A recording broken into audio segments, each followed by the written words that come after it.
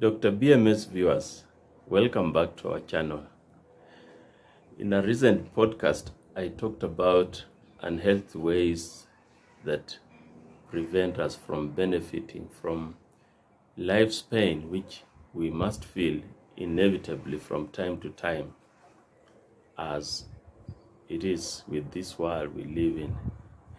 I mentioned 3 things, and I got reactions from my viewers.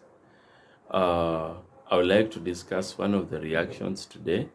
I mentioned that sometimes people do not get lessons from the pain they experience because they are intransigent, they are arrogant, they are obstinate.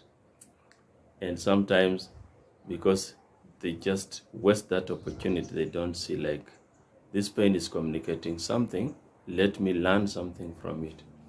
And I also mentioned that some of them engage in escapism, numbing their pain through hedonistic behavior and other coping mechanisms which are not healthy, because they take away the pain for a short period of time, but the suffering remains and in fact gets prolonged.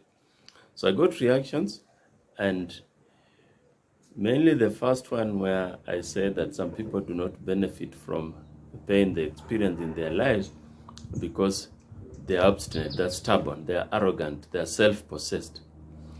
And some viewers asked then, how come? Why would someone be so obstinate against something that is happening in their bodies, like a pain they're experiencing?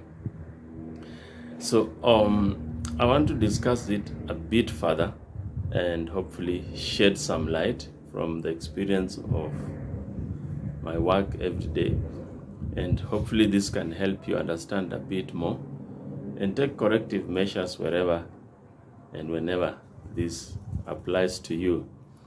Before we delve into it, as I've said before, we like our channel to grow, to reach more people with these good messages about the health of our bodies, our minds, and our souls. So subscribe to the channel, spread the word, share these videos with a friend or friend of friend, especially the messages that touch you, that resonate with your life or the life of someone you know. And that way, through the word of mouth, we'll reach more people with these messages. So someone is experiencing some pain, maybe mental, psychological pain, someone has hurt them, their relationships have not gone well, or their body is in pain because of a disease process, and they are resisting the notion that they are in pain, that things are not okay. They are stubborn, they are arrogant, they are denying that something needs to change.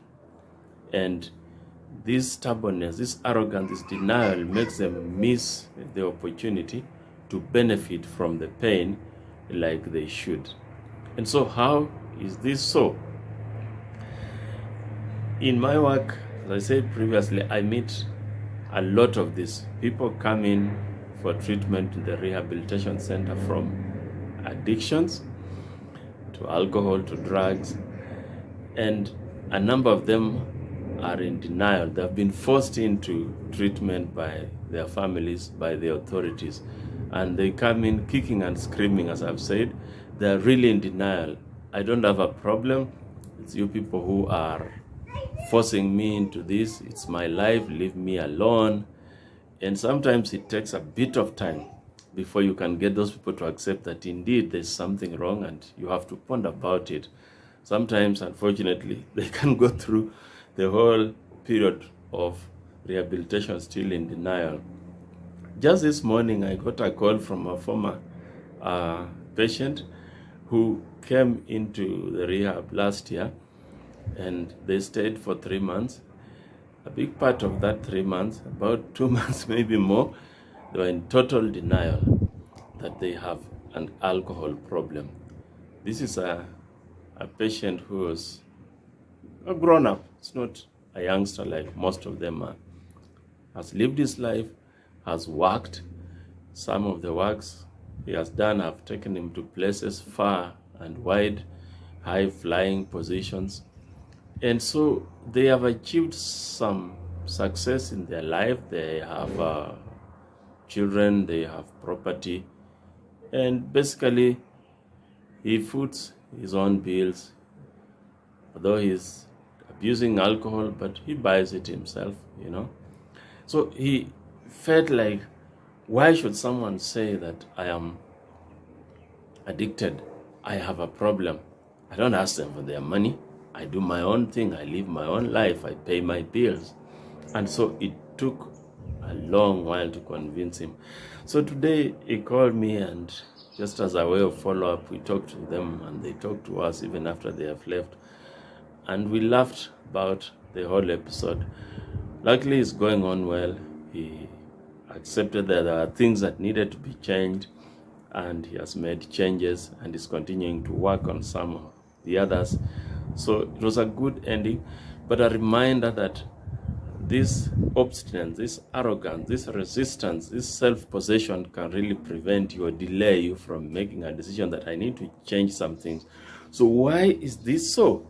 And today I want to delve a little bit just further into that.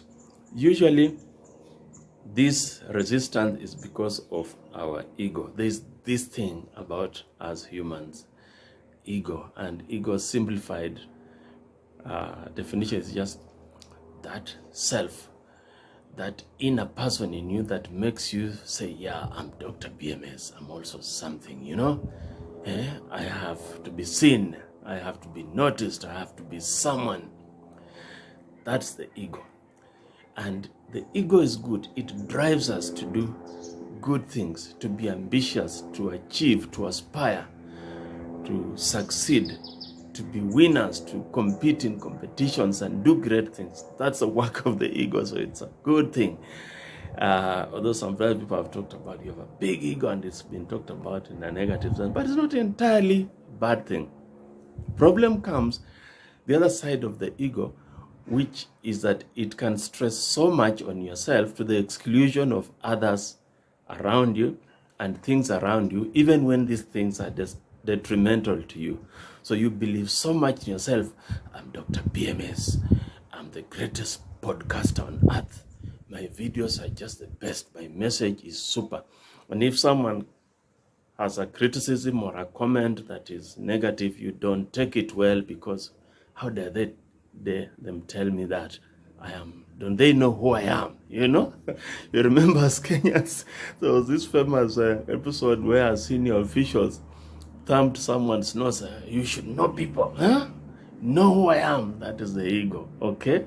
So the ego is at the center of this obstinance, this denial, this refusal, this arrogance to accept that I'm feeling pain in one aspect of my life because something has gone wrong. It's as if what has gone wrong, or what the problem is, and what the solution to this problem is, there's something in between, and that thing is the ego. And where the problem is above here, my upper hand, the ring, is that you need to come down to where the solution is. The solution is down here. The problem is up there, and there's something in between called the ego. You need to come down to this solution. Coming down this solution means you have to reflect on this pain. Realize that some things are not going on right. You're not doing things right. You're not behaving well. You are not adjusting well to some changes around you, and you need to change the way you're doing things. This adjustment meets an ego which tells you like, no, I can't be wrong. I'm super. After all, I'm Dr. BMS. I know everything. How can someone criticize me, tell me you're wrong? No, I can't accept that. These people are just jealous.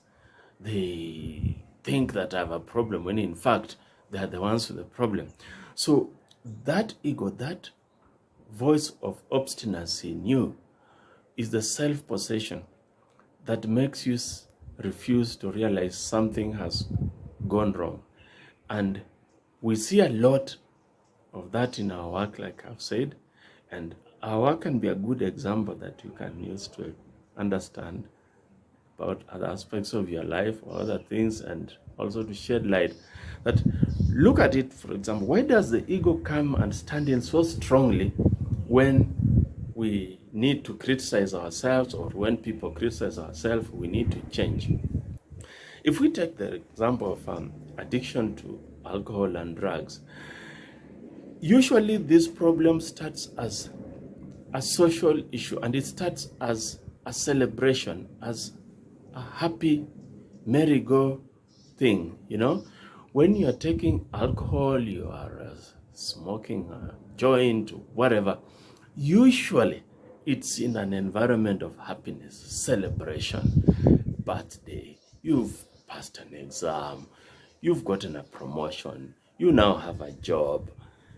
Things are really good in most cases. Of course, in some cases, people do that because they are frustrated. We know that. But the majority of the cases, people start in fun. So you say it's a Friday, furahi day. Let's go and have fun. Let's enjoy. Let's nice ourselves up, the way we speak about it in Nairobi. So it starts in that environment when things are good and nice. And so you develop this mentality that this drink, this alcohol, this behavior is a nice thing. It's associated with a nice thing. I'm rewarding myself. I'm showing myself off as successful and just being happy with friends. And so should there come a time that a problem comes and people point a finger at that very behavior, like this drinking is the one that is causing the problem, then it, in a way, kind of throws you totally off the rails, because how can it be wrong when it was never wrong when I started, when it was always intended to be good, and I had good times, I enjoyed with my friends, I felt so good. And so how can you come suddenly and tell me that this good thing I've been doing is wrong? You mean I'm stupid? Are you trying to belittle my intelligence? You see, now this is the ego telling you that what you've been doing can only be right all along. And so with it, you develop a denial. No. I can't be wrong. It's you who is wrong. I'm in control. It's you who are mistaken. I know what I'm doing. If yesterday I fell and injured myself because I was drunk, or I did not go to work, or I did not pay school fees for my children, it was just a small slip. I'm still in control. It's something I can take care of. So don't come pointing fingers at me and telling me I'm on the wrong. No, it's you, not me. That's the ego. And that's the root of this arrogance, this obstinacy, this self-possession. Because you are supposed to move from your high horse, from that feeling like you are Mr. Nice, having a good time, everything in your life is going on well, and then come down to a level you say, some of these things have not been right. And some people accepting that you are wrong, telling yourself, even criticizing yourself, can be very, very difficult. And so they choose to dig in, to resist, to be obstinate, to be arrogant, to be self-possessed. And that prevents them from benefiting from the pain they have felt when some things have gone wrong in their lives, and making corrective action in good time. So the problem is prolonged because of this obstinacy, and when it gets out of hand, you probably get the wrong side of the law, you are arrested, and you are coerced into rehabilitation if we are talking about addiction to drugs and alcohol as the problem. Or your family say enough is enough, or your landlord throws you out, and things have run out, and now you come into rehabilitation like Fountain of Hope Treatment Center where Dr. BMS is. And the first thing we deal with is overcoming that denial. You're in denial that things are wrong, that you're feeling pain in your life because things have not worked out well. And sometimes to overcome that denial, we have to make you go over your arrogance, your obstinacy, until you reach a point of acceptance and say, really, I think there was something wrong, and I would like to rectify that. When you reach there, we have overcome the first obstacle we get in our work, and we can progress to further the treatment and achieve a full rehabilitation. So that obstinacy, that resistance could just be because you have a big ego that does not accept to be criticized. It does not accept that you can be wrong. And if you can work over that ego and tell yourself you are human, sometimes you can be wrong. You are not superhuman. And when you are wrong, you can take a step back and correct and get back on the track. Then you'll find that whenever you feel pain in your life, in your relationships, in your workplace, then you can benefit more from that pain because it made you think that something is wrong, as opposed to you resisting that nothing is wrong because you think you are super. That's my message today. If it resonates well with you, share it with a friend, subscribe to the channel, keep the conversation going by dropping the comments in the comments section, and I'll look at them and we'll keep the discussion going for the benefit, for the health of our families, ourselves, body, mind, and soul. See you again soon.